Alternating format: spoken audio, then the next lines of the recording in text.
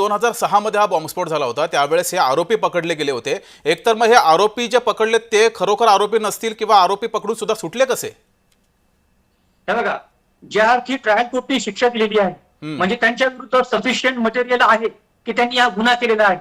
परंतु त्याच वेळेला जेव्हा उच्च न्यायालय असं म्हणतं की ह्या तपासामध्ये काही त्रुटी होत्या आणि जेव्हा एखादा साक्षीदार एखादी घटना बघतो 100 दिवसानंतर किंवा 1 वर्षानंतर त्याला ती घटना पूर्ण आठवेलच असं नसतं. त्यामुळे बऱ्याचदा काही त्रुटी राहतात.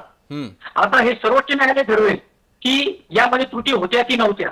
परंतु आपण जर ट्रायल कोर्टचा निर्णय बघितला, मोठा कोर्टचा 2015चा आणि उच्च न्यायालयाचा आजचा निर्णय बघितला, यातून असं दिसून येतं की यांच्या विरुद्ध पुरावा आहे, परंतु हा पुरावा उच्च न्यायालयाने ग्राह्य मानला नाही. त्यामुळं फौजदारी प्रक्रियेमध्ये ही जी न्याय व्यवस्था आहे त्यामध्ये 3 टप्पे असतात: ट्रायल कोर्ट, हायकोर्ट आणि सुप्रीम कोर्ट. आणि मधूनच प्रत्येकाने आज हा निकाल विरुद्ध केला आहे म्हणून व्हिक्टीम साइडने निराश होण्याचं कारण नाही. सर्वोच्च न्यायालयात ह्या संपूर्ण निर्णयाची स्क्रुटिनी होईल आणि त्यानंतर खरा निर्णय किंवा अंतिम निर्णय आता समोर येईल.